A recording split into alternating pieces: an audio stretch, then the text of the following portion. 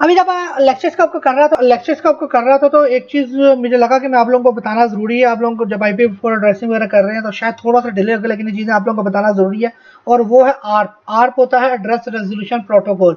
आपको मैं स्टार्ट से बता रहा हूँ कि आपका जो IPv4 पैकेट होता है उसमें 4 चीज़ें ज़रूरी होती हैं। एक आपका सोर्स मैक होता है, एक आपका डेस्टिनेशन मैक होता है, एक सोर्स मैक होता है और सोर्स IP होता है और एक डेस्टिनेशन IP होता है। अब काफ़ी कभार ऐसा होता है कि जब IP के ऊपर आप कम्युनिकेशन कर रहे हो, आपके पास IP एड्रेस तो होता है लेकिन उसके कॉरस्पॉन्डिंग मैक नहीं होता। जो भी कम्युनिकेशन है वो इनकम्प्लीट है अनटिल अनलेस आपके पास एक कंप्लीट सेट हो। सोर्स IP सोर्स मैक का, डेस्टिनेशन IP डेस्टिनेशन मैक का। तो ये जो काम करता है ना कि IP से मैक एड्रेस ढूंढना, वो है आर्प का काम। अब मैक एड्रेस से IP ढूंढना वो भी एक आर्प का ही वेरिएंट है, वो हम आगे सारे पढ़ेंगे। IP इस टाइम पे ना हम तकरीबन 5 आर्प की टाइप्स हैं जिसको डिस्कस करेंगे। सबसे पहले आर्प है जिसको कहते हैं एड्रेस रेजोल्यूशन प्रोटोकॉल। उसके बाद आपके पास आता है रिवर्स आर्प, जिसका मतलब है रिवर्स एड्रेस रेजोल्यूशन प्रोटोकॉल। फिर आपके पास इनवर्स रेजोल्यूशन प्रोटोकॉल है। उसके बाद आपके पास फिर नेक्स्ट आ जाता है प्रॉक्सी आर्प और फिर एंड में आपके पास आता है ग्रेटेशियस आर्प। इसके बाद लास्ट में हम ना थोड़ी सी देखेंगे कि आर्प की जो थोड़ी सी सिक्योरिटी है ना वो किस टाइप की है। ये जो लेक्चर है, ये जो अभी मैं बता रहा हूँ चीज़ें, ये शायद आपके CCNA से थोड़ा सा ऊपर हो, लेकिन ये चीज़ें नेटवर्क में बहुत ज़्यादा यूज़ होती हैं, इंडस्ट्री में बहुत ज़्यादा यूज़ होती है। हमें पता तो होता है कि आर्प क्या है, आर्प की एंट्रियाँ देखनी है, क्या कुछ करना है, लेकिन आर्प की होता एक्चुअली क्या, फिजिक मतलब थ्योरेटिकली आर्प क्या है वो मैं अब आपको बताऊंगा। आर्प के लिए मैंने एक वीडियो बड़ी ज़बरदस्त ढूंढी थी, जो कि प्रोवाइड हमें की गई है, पावर सेट वालों की वीडियो है। तो उससे आपको ना बड़ा एक ज़बरदस्त आइडिया होगा कि एक्चुअली आर्प है क्या। तो वो तकरीबन 4.5 मिनट्स की वीडियो है। तो पावर सेट वालों का बहुत शुक्रिया कि उन्होंने हमें ये वीडियो दी है। तो मैं वो वीडियो आपको दिखाता हूँ पावर सेट की, और उसमें आप देखना कि ये कम्युनिकेशन वगैरह किस तरह होती है। तो आइए आपको मैं वीडियो दिखाता हूँ स्टार्ट से। ARP stands for Address Resolution Protocol. Now this is a protocol that is used to resolve IP addresses to MAC addresses. The MAC address is a physical address of a device. It's a globally unique number that is assigned to every network interface card. Whenever a device needs to communicate with another device on a local area network, it needs the MAC address for that device. And devices use ARP to acquire the MAC address for that device. So as an example, let's say that computer A wants to communicate with computer B. Now computer A already knows the IP address for computer B, but in order to communicate with computer B, it still needs its MAC address. Now an IP address is used to locate a device on a network, and the MAC address is what identifies the actual device. So in order to find the MAC address, computer A will first look at its internal list called an ARP cache to see if computer B's IP address already has a matching MAC address. In fact, we can check this ourselves at a Windows command prompt by using the ARP utility and by typing ARP space -A. And as you can see in the output, it has no entries at all. The ARP cache is empty. So now computer A will send out a broadcast message out on the network asking every device which computer has the specific IP address and will ask for their MAC address. Then the computer that has the matching IP address will then respond back and tell computer A its MAC address. Then once it receives the MAC address, the communication can now take place between the two. Now once computer A has the MAC address, it'll store this information in the ARP cache.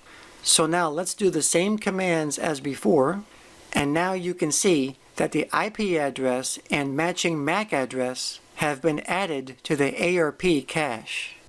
The ARP cache is used to make a network more efficient. It stores IP address to MAC address associations so that the next time it needs to communicate with a device message out on the entire network, it can just look in the ARP cache. And there are also two different types of ARP entries, dynamic and static.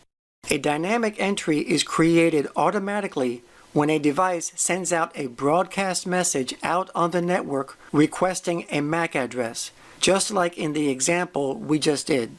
Dynamic entries are not permanent. They are flushed out periodically so that the cache doesn't get filled up with too many entries that are not being used. And a static entry is where someone manually enters an IP address to MAC address association using the ARP command line utility. So for example, let's create a static ARP entry. So at a command prompt, you would type ARP space -S and then the IP address followed by the MAC address. So now if we look at the ARP cache again, we would see our static ARP entry.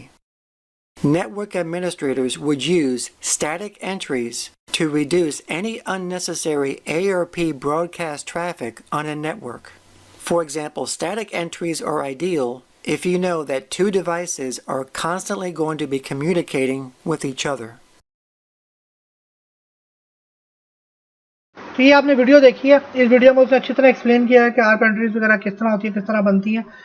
ये जो question से पूछा गया ना, who has 10004, ये actually computers में पूछते हैं क्वेश्चन। अगर आपने लैब वगैरह में अभी आपको बनाऊंगा तो उसमें जब मैं GNS3 के ऊपर आपको फायर शार्क को लगाऊंगा ना, तो उसमें एक्चुअली क्वेश्चन ये पूछा जाता है कि हु हैज 10004 IP या who has 192.168 IP, who has this IP। दूसरा कंप्यूटर रिस्पॉन्ड करता है कि ये IP मेरे पास, ये IP मेरा है, ये ला मैक एड्रेस मेरा ले लो, और आगे फिर उनके दरमियान कम्युनिकेशन शुरू हो जाता है। तो आर्प के अंदर इसी तरह कम्युनिकेशन होता है। अब आर्प की एंट्री दो तरह की होती है, जैसे वीडियो में भी उन्होंने आपको बताया कि डायनामिक एंट्री होती है जो कि ऑटोमेटिकली कंप्यूटर लर्न करते हैं। एक आती है स्टैटिक एंट्रीज। स्टैटिक एंट्री इसलिए होती है ताकि आपको ना कोई अटैक से बचा सके, आपको अनवांटेड ब्रॉडकास्ट ट्रैफिक से बचा सके। आपने वो देखा था कि मैं यहाँ पे बल्कि आपको एक्सप्लेन कर देता हूँ जरा डायग्राम बना के भी, कि ये एक कंप्यूटर है, ठीक है, और यहाँ पे आपके दो सिस्टम्स कनेक्टेड है, फॉर एग्जाम्पल 3 सिस्टम्स कनेक्टेड है, यहाँ पे भी आपका सिस्टम है और नीचे भी सिस्टम है, ठीक है। अब इसने पूछा कि हु हैज 10004। अब ये जो राउटर लगा हुआ है ना बीच में, या जो भी राउटर लगा हुआ है, आर जो लगा हुआ है, ये इसको भी भेजेगा, ये इसको भी भेजेगा, ये इसको भी भेजेगा, तीनों को भेजेगा, मतलब ये ब्रॉडकास्टिंग करेगा। एक्चुअली ये ब्रॉडकास्टिंग राउटर जो है ना वो ब्रॉडकास्टिंग नहीं करते, तो एक स्पेशल ब्रॉडकास्ट के पैकेट्स होते हैं जो राउटर जनरेट करते हैं, वरना राउटर जो है वो हमेशा ब्रॉडकास्ट को स्टॉप करते हैं। ये भी एक बहुत अच्छा फिनोमेना है जो कि मैं ये एक्चुअली CCI HCI लेवल्स की बात है कि ब्रॉडकास्ट को स्टॉप करके आप कम्युनिकेशन किस तरह कराते हो या डिफरेंट चीज़ें, वो बाद में देखा थोड़ा मैं टच दूंगा आगे जाके आप लोगों को। लेकिन यहाँ पे आप देखें, ये से ना ब्रॉडकास्ट कर दी राउटर ने ना, तीनों चीज को भेज दिए ट्रैफिक है, भाई ये आपका एड्रेस है, ये आपका एड्रेस है, ये आपका एड्रेस है, ये है डायनेमिक। इसमें से फिर एक रिप्लाई कर देगा कि हाँ ये मेरा है, तो राउटर स्विच या राउटर जो भी उसको स्टोर कर लेगा और आगे बता देगा। अब ये है डायनेमिक। डायनेमिक में आपके पास ब्रॉडकास्ट। अब स्टैटिक में क्या होता है, स्टैटिक में आप ऑटोमेटिकली स्टैटिक में आप क्या करते हो, स्टैटिक में आप ऑलरेडी कॉन्फ़िगर कर देते हो कि भाई 10004 इसका है, ये मैक एड्रेस है, तो ये जब पूछता ना हुआ 10004, ये ऑटोमेटिकली इसका ऑलरेडी बाइंड होता है राउटर के स्विच के पास, तो वो ऑलरेडी रिप्लाई कर देगा, वो ऑलरेडी इसके अंदर एंट्री होती है, तो स्विच या राउटर जो भी उसको ना ढूंढना नहीं पड़ता कि किसका। तो ये बहुत अच्छी तरीके होते हैं। सिस्को की फायरवॉल्स में नॉर्मली हम ये करते हैं, जो कि इनकी ASA की फायरवॉल्स हैं, वहाँ पे हम इंडस्ट्री में ये करते हैं कि हम ना कॉन्फ़िगर करते हैं static entries to wide any unwanted traffic, to wide any dynamic, because इतना बड़ा नेटवर्क होता है, हमारे पास 50-60 डिवाइसेस एक जगह पे कनेक्टेड होती हैं फायरवॉल पे, तो अगर वो ब्रॉडकास्टिंग करना शुरू कर दे तो ऊपर से नीचे हो जाए नेटवर्क सारा की तरह। अब अभी आपको ना ये अंदाजा नहीं है कि ब्रॉडकास्टिंग के मसले कितने कितने होते हैं, वो भी मैं किसी टाइम पे लेक्चर में आपको बताऊंगा कि ब्रॉडकास्टिंग के कितने कितने इश्यूज होते हैं। बहुत बड़े बड़े इश्यूज हैं, आपके पूरे नेटवर्क चौक हो जाते हैं ब्रॉडकास्टिंग वजह से। तो उसको बाइंड करने के लिए ना हम स्टैटिक एंट्रीज बाइंड कर देते हैं, ताकि ना हमारा डिवाइसेस का जो लोड है वो थोड़ा कम हो जाए, उनको खुद चीज़ें ना ढूंढने पर हम खुद बता दें। तो एक खास IP का मैक पे बाइंड कर देते हैं और वो कम्युनिकेशन अनेबल हो जाती है। और ये सिस्को फायरवॉल्स में बहुत बार हम ये करते हैं, ये ऐसे की जो फायरवॉल्स हैं इनकी टेट्रा 5 या 5585, उसमें हम बहुत ज़्यादा करते हैं कि हम उसमें ना बाइंड कर देते हैं स्टैटिक एंट्रीज को, डायनेमिक के ऊपर नहीं चलाते। तो ये सारी की सारी हमारी थी आर्प की। अब हम अगले टॉपिक पे चलते हैं, वो है हमारा रिवर्स आर्प। रिवर्स आर्प पे आपको, अब ये रिवर्स आर्प है ना, ये एक्चुअली अगर आप लोगों में से किसी ने DHCP पे काम किया ना, मैंने तो ऑलमोस्ट सब चीज़ों पे काम किया, DHCP पे, DNS वगैरह पे मैंने खुद भी सेटअप किए हैं। तो DHCP के प्रोटोकॉल्स की जगह ना पहले रिवर्स आर्प यूज़ होता था। वो क्या था, एक मशीन है फॉर एग्जांपल, यहाँ पे ना एक फॉर एग्जांपल सर्वर लगा हुआ है, ठीक है, और यहाँ पे ना आपकी एक मशीन है, ये एक सिस्टम पड़ा हुआ है, ठीक है, बीच में एक स्विच लगा हुआ है या राउटर जो भी लगा हुआ है, और ये सर्वर है जो कि IP एड्रेसेस होस्ट कर रहा है, ठीक है। अब क्या होता है, सिस्टम जो है ना ये अपना मैक एड्रेस लेके जाता है यहाँ पे, और फिर इसके बाद यहाँ पे आता है, उसको कहते हैं यार ये मेरा मैक एड्रेस है, इसकी जगह ना मुझे IP असाइन कर दो। तो ये सर्वर क्या करता है, उस मैक एड्रेस के साथ एक आईपी बाइंड करके उसको वापस रिप्लाई करता है, भाई ये तुम्हारा आईपी है, अब तुम जिधर भी जाओ कम्युनिकेट कर सको। ये है रिवर्स आर्प का काम। अब जो है ना, अब रिवर्स आर्प की जगह बूट पी यूज हो गया और डीएचसीपी प्रोटोकॉल यूज हो गए हैं। डीएचसीपी क्या है वो हम आगे जाके पढ़ेंगे। डीएचसीपी की 3 प्रोसेसर है, डिस्कवर डोरा, एक्चुअली 4 प्रोसेसर है, डोरा जिसको हम कहते हैं। डिस्कवरी होती है, उसके बाद रिक्वेस्ट होती है, उसके बाद एक्नॉलेजमेंट होती है, हम आगे जाके देखेंगे। तो ये इसको अब रिप्लेस कर लिया गया रिवर्स आर्प को डीएचसीपी प्रोसेस से, तो इसलिए इतना ना आप यूज नहीं होता। आप डेफिनेशन में पढ़ सकते हैं, जैसा आप is a network protocol use by client machine to request इस IPv4 एड्रेस। मतलब वो अपना मैक लेके जाता है और मुझे कहता है कि उसको कहता है कि भाई मुझे आईपी एड्रेस दे दो। आर्प में हमने क्या किया था, आप आईपी एड्रेस होता है, आप मैक ढूंढते हैं, लेकिन वो आर्प जो है ना वो एक डिफरेंट चीज़ है, उसमें आप कम्युनिकेशन के लिए यूज करते हो। इसमें आप आईपी रिक्वेस्ट कर रहे हो कि ये मेरा मैक है, मुझे आईपी दो। इसके बाद हमारा आ जाता है INR। वो INR भी बिल्कुल इसी तरह ही है कि मैक एड्रेस आपके पास होता है, आप आईपी एड्रेस यूज करते शुरू होते हो, लेकिन ये लेयर 3 एड्रेसेस के ऊपर यूज करते हैं। और सॉरी, लेयर 3 के ऊपर नहीं, ये आप मैक एड्रेसेस को फाइंड करते हो लेयर 3 एड्रेसेस के अलावा। रिवर्स आप में तो आपने ये किया था ना कि आप लोग जाते हो, एक सिस्टम आपका वो जाता है और जाके आईपी एड्रेस ले लेता है। इनवर्स आप में क्या होता है, आपके पास मैक एड्रेस है लेकिन आपको उसका आईपी नहीं है, तो फिर आप क्या करते हो, उसी तरह रिक्वेस्ट करते हो और मैक एड्रेस भेजते हो। इनवर्स ये कम्युनिकेशन के लिए, इनवर्स आर्प कम्युनिकेशन के लिए, रिवर्स आर्प आप आईपी एड्रेस ढूंढने के लिए करते हो। तो दोनों के अंदर डिफरेंस आपको लाजमी याद रखना है। इनवर्स आर्प में आप क्या करते हो, आपका मैक है तो आपने आईपी यूज करते हैं। आप लोगों में से अगर किसी ने डीएलसीआई नेटवर्क पे काम किया, अगर आप लोगों ने सीसीएनपी वगैरह की लैब्स बनाई है ना, तो उसमें एक नेटवर्क होता है जिसको हम कहते हैं डीएलसीआई नेटवर्क।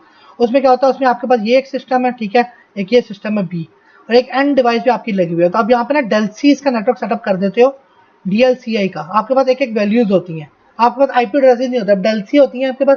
और डेलसी का नेटवर्क आप सेटअप कर लेते हो एंड तक पहुंचने के लिए, एंड पे रिप्लाई भी आपको डेलसीज की बेसिस पे करता है। तो ये ऑलरेडी मैंने डिजाइन किया, बनाया हुआ है, काफी इंटरेस्टिंग चीज है।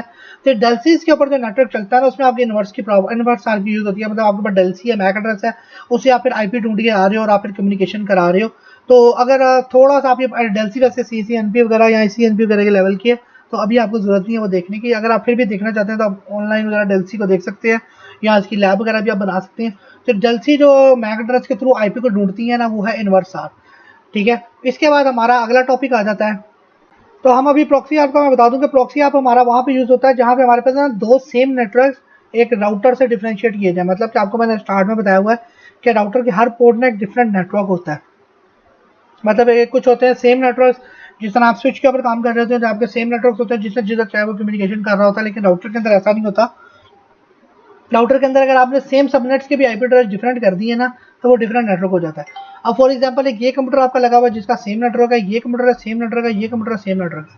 अगर कंप्यूटर ए ने कंप्यूटर बी से बात करनी है ना, वो किस तरह करेगा, वो फिर करेगा यूज प्रॉक्सी ऐप का मैकेनिज्म को यूज करते हुए एक कंप्यूटर से दूसरे कंप्यूटर पे बात करेगा। अब आप इस डायग्राम में देख सकते हैं कि एक राउटर लगा हुआ है, क्लाउड लगा हुआ है, तो दोनों नेटवर्क आपस में बहुत ज्यादा सेपरेटेड है।